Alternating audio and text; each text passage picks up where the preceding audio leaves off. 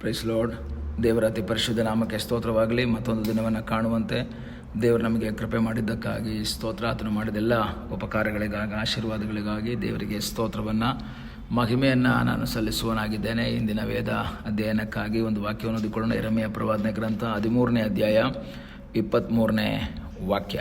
ಕೂಷ್ಯನು ತನ್ನ ಚರ್ಮವನ್ನು ಮಾರ್ಪಡಿಸಬಲ್ಲನೆ, ಚಿರತೆಯು ತನ್ನ ಚುಕ್ಕೆಗಳನ್ನು ಬದಲಾಯಿಸೀತೆ. ದೇವರ ವಾಕ್ಯ ಓದುವಾಗ ಯೆರೆಮೀಯನ ಮೂಲಕ ದೇವರು ಮಾತಾಡ್ತಾ ಇದ್ದಾನೆ. ಕೂಷ್ಯನು ತನ್ನ ಚರ್ಮವನ್ನು ಬದಲಾಯಿಸಬಲ್ಲನೆ ಅಥವಾ ಮಾರ್ಪಡಿಸಬಲ್ಲನೆ.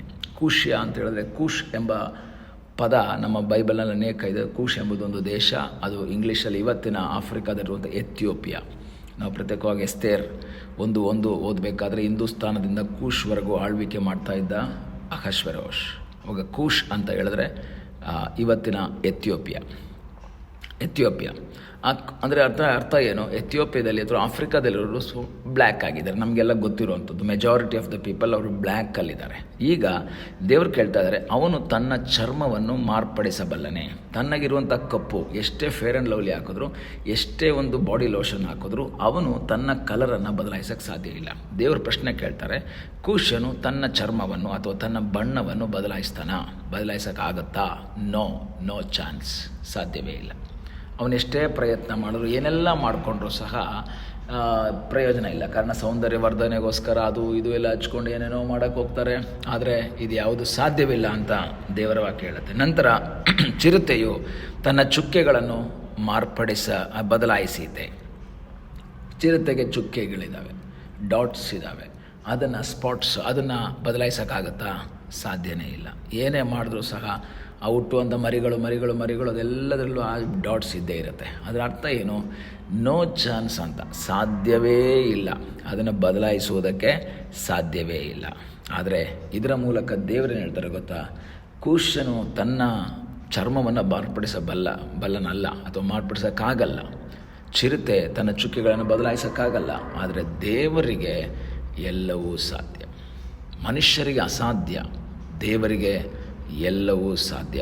ಯಾಕೆ ಈ ಎರಡು ವರ್ಡನ್ನು ಯೂಸ್ ಮಾಡಿದ್ದಾರೆ ಅಂತ ಹೇಳಿದ್ರೆ, ಆ ಬಣ್ಣವನ್ನು ಬದಲಾಯಿಸುವುದಕ್ಕೆ ಅದಕ್ಕೆ ಅಥವಾ ಕೂಶನಿಗೆ ಸಾಧ್ಯವಿಲ್ಲದಿದ್ದರೂ ಸಹ, ಅದರ ಅರ್ಥ ನನ್ನ ಜೀವಿತದಲ್ಲಿ ಬದಲಾಯಿಸೋಕ್ಕಾಗದಂತಹ, ಬಿಡುಗಡೆಯಾಗದಂತಹ ಸಮಸ್ಯೆಗಳು ಪರಿಹಾರ ಕೊಡುವುದಕ್ಕೆ ಶಕ್ತನಾದ ಒಬ್ಬ ದೇವರಿದ್ದಾನೆ ಎಂಬುದಾಗಿ.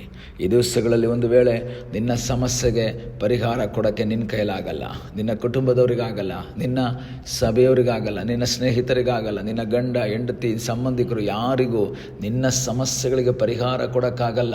ಆದರೆ ಈ ದಿವಸ ನಿನ್ನ ಸಮಸ್ಯೆಗೆ ಪರಿಹಾರ ಕೊಡುವ ಸರ್ವಶಕ್ತನಾದ ಒಬ್ಬ ದೇವರಿದ್ದಾನೆ.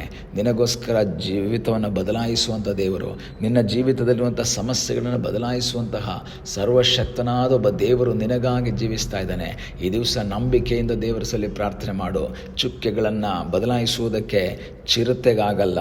ನಿನ್ನ ಜೀವಿತದಲ್ಲಿರುವಂತಹ ವೇದನೆಯ ಚುಕ್ಕೆಗಳು, ಕಷ್ಟದ ಚುಕ್ಕೆಗಳು, ಇಕ್ಕಟ್ಟಿನ ಚುಕ್ಕೆಗಳು, ಅದನ್ನು ಬದಲಾಯಿಸುವುದಕ್ಕೆ ಈ ಲೋಕದಲ್ಲಿ ಯಾರಿಗೂ ಆಗದೇ ಇದ್ದರೂ ಸಹ ವಾಕ್ಯ ಹೇಳ್ತದೆ, ನಿನಗಾಗಿ ಕಾರ್ಯ ಮಾಡುವ ಸರ್ವಶಕ್ತನಾದ ಒಬ್ಬ ದೇವರಿದ್ದಾನೆ.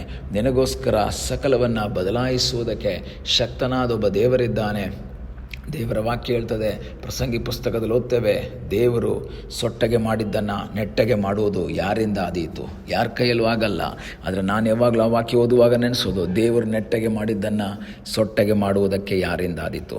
ದೇವರು ನಿನ್ನ ಜೀವಿತವನ್ನು ನೆಟ್ಟಗೆ ಮಾಡಿದ್ರೆ, ನಿನ್ನ ಜೀವಿತವನ್ನು ಆಶೀರ್ವಾದ ಮಾಡಿದ್ರೆ, ಅದನ್ನು ಸೊಟ್ಟಗೆ ಮಾಡುವುದಕ್ಕೆ, ಅದನ್ನು ಒಂದು ಶಾಪವಾಗಿ ಮಾರ್ಪಡಿಸುವುದಕ್ಕೆ ಈ ಲೋಕದಲ್ಲಿ ಯಾರ ಕೈಯಲ್ಲೂ ಆಗಲ್ಲ.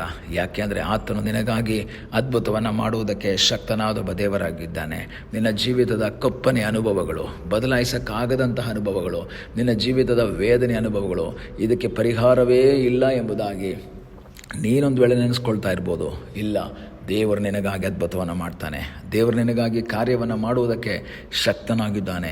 ನಿನ್ನ ಸಮಸ್ಯೆ ಏನು, ನಿನ್ನ ವೇದನೆ ಏನು, ಇದನ್ನು ತಗೊಂಡು ನೀನು ದೇವರ ಬಳಿಗೆ ಬರೋದಾದರೆ, ಕರ್ತನ ಸನ್ನಿಧಾನದಲ್ಲಿ ಬರೋದಾದರೆ, ಆತನು ನಿನಗಾಗಿ ಅದ್ಭುತವನ್ನು ಮಾಡುವ ಸರ್ವಶಕ್ತನಾದ ಒಬ್ಬ ದೇವರಿದ್ದಾನೆ. ಆ ಕರ್ತನಲ್ಲಿ ಆಶ್ರಯಿಸೋಣ, ಕರ್ತನ ಮುಖವನ್ನು ನೋಡೋಣ. ಆ ಕರ್ತನ ಚಿತ್ತಕ್ಕಾಗಿ ನಾವು ಒಪ್ಪಿಸಿಕೊಡೋದಾದರೆ ದೇವರು ನಿನಗಾಗಿ ಅದ್ಭುತವನ್ನು ಮಾಡ್ತಾನೆ. ಈ ದಿವಸ ದೇವರ ಮುಖವನ್ನು ನೋಡು, ದೇವರಲ್ಲಿ ಆಶ್ರಯಿಸು, ದೇವರ ಚಿತ್ತಕ್ಕೆ ವಿಧೇಯನಾಗಿರು. ನಿನ್ನ ಜೀವಿತದ ಜೀವಿತದ ಡಾರ್ಕ್ ಸ್ಪಾಟ್ಗಳನ್ನು ಬದಲಾಯಿಸ್ತಾನೆ. ಒಂದು ವೇಳೆ ಕಪ್ಪನೆ ಅನುಭವಗಳು ನಿನ್ನ ಜೀವಿತದಲ್ಲಿರ್ಬೋದು, ಕತ್ತಲೆ ಅನುಭವಗಳಿರ್ಬೋದು. ದೇವರ ವಾಕ್ಯ ಹೇಳ್ತಾ, ಯಥಾರ್ಥರಿಗೆ ಕತ್ತಲೆಯಲ್ಲಿಯೂ ಜ್ಯೋತಿ ಮೂಡುವುದು ಅಂತ ಕೀರ್ತನೆ 112 ಓದ್ತೀವಿ. ಹೌದು, ನಿನ್ನ ಜೀವಿತದ ಕತ್ತಲೆ ಅನುಭವಕ್ಕೆ ಬೆಳಕನ್ನು ಮೂಡಿಸುವುದಕ್ಕೆ ಶಕ್ತನಾದ ಒಬ್ಬ ದೇವರಿದ್ದಾನೆ. ನಿನ್ನ ಜೀವಿತದ ವೇದನೆ ಅನುಭವಕ್ಕೆ ಪರಿಹಾರ ಕೊಡುವಂಥ ಒಬ್ಬ ದೇವರಿದ್ದಾನೆ. ನಿನ್ನ ವೇದನೆ ತಗೊಂಡು ಮನುಷ್ಯರ ಹತ್ರ ಹೋಗಬೇಡ. ನಿನ್ನ ನಿರಾಶೆ ಅನುಭವ ತಗೊಂಡು ನಿನ್ನ ಸಂಬಂಧಿಕರ ಹತ್ರ ಹೋಗಬೇಡ. ನಿನ್ನ ದೇವರ ಹತ್ರ ಬರೋದಾದರೆ ನಿನ್ನ ಆ ಕಪ್ಪನೆ ಅನುಭವವನ್ನು ಮಾರ್ಪಡಿಸಿ, ಕತ್ತಲೆ ಅನುಭವವನ್ನು ಮಾರ್ಪಡಿಸಿ ಬೆಳಕಾಗಿ ಮಾರ್ಪಡಿಸುವಂಥ ಸರ್ವಶಕ್ತನಾದ ದೇವರಿದ್ದಾನೆ. ನಿನಗಾಗಿ ಕಾರ್ಯ ಮಾಡುವಂತಹ ಒಬ್ಬ ದೇವರಿದ್ದಾನೆ. ಆ ದೇವರ ನಂಬಿಕೆ ಇಟ್ಟು ಮುಂದೆ ಸಾಗುವಂತೆ ದೇವರು ಸಹಾಯ ಮಾಡಲಿ. ಕಪ್ಪು ಚುಕ್ಕಿಗಳು ಪಾದಿಯಲ್ಲಿ ಅನೇಕ ಸಮಸ್ಯೆಗಳು ನಿನ್ನಲ್ಲಿರಬಹುದು. ಪರಿಹಾರ ಕೊಡುವಂತಹ ಒಬ್ಬ ದೇವರಿದ್ದಾನೆ. ಕೂಶ್ಯನು ತನ್ನ ಚರ್ಮವನ್ನು ಬದಲಾಯಿಸೋಕ್ಕಾಗಲ್ಲ, ಚಿರತೆಗೆ ತನ್ನ ಚುಕ್ಕೆಗಳನ್ನು ಬದಲಾಯಿಸೋಕ್ಕಾಗಲ್ಲ. ಆದರೆ ಯೆಹೋವನು, ಕರ್ತನಾದ ದೇವರು ಯೇಸು ಸರ್ವಶಕ್ತನಾಗಿ ನಿಂತಿದ್ದಾನೆ. ನಿನಗಾಗಿ ಪರಿಸ್ಥಿತಿಗಳನ್ನು ಬದಲಾಯಿಸುವುದಕ್ಕೆ ಶಕ್ತನಾಗಿದ್ದಾನೆ. ಆ ದೇವರಲ್ಲಿ ಆಶ್ರಯಿಸೋಣ, ಕಣ್ಣುಗಳನ್ನ ಮುಚ್ಚೋಣ, ಪ್ರಾರ್ಥನೆ ಮಾಡೋಣ. ನಮ್ಮನ್ನು ಬಹಳವಾಗಿ ಪ್ರೀತಿ ಮಾಡುವ ಪರಲೋಕದ ತಂದೆಯಾದ ದೇವರೇ, ಮತ್ತೊಂದು ದಿವಸವನ್ನು ಕಾಣುವಂತೆ ಸಹಾಯ ಮಾಡಿದೆ. ಈ ದಿವಸ ನಮ್ಮ ಜೀವಿತದಲ್ಲಿರುವಂಥ ವೇದನೆಗಳ ಅನುಭವಗಳನ್ನು, ದುಃಖದ ಅನುಭವಗಳನ್ನು ಮಾರ್ಪಡಿಸುವುದಕ್ಕೆ ನಮ್ಮಿಂದ ಆಗಲ್ಲ, ನಮ್ಮ ಸಂಬಂಧಿಕರಿಂದ, ಸ್ನೇಹಿತರಿಂದ ಆಗಲ್ಲ. ನಿನ್ನಿಂದ ಎಲ್ಲವೂ ಸಾಧ್ಯ. ನಿನ್ನ ಮುಖವನ್ನು ನೋಡಿ ಮುಂದೆ ಸಾಗುವಂತೆ ನೀನು ನಮಗೆ ಕೃಪೆ ಮಾಡು. ಪ್ರಾರ್ಥನೆಯನ್ನು ಕೇಳಿದ್ದಕ್ಕಾಗಿ ನಿನಗೆ ಸ್ತೋತ್ರ. ಯೇಸುವಿನ ಮುದ್ದಾದ ಹೆಸರಿನಲ್ಲಿ ಬೇಡಿಕೊಳ್ಳುತ್ತೇವೆ ನಮ್ಮ ಪ್ರೀತಿಯ ತಂದೆಯೇ. ಆಮೇನ್. God bless you.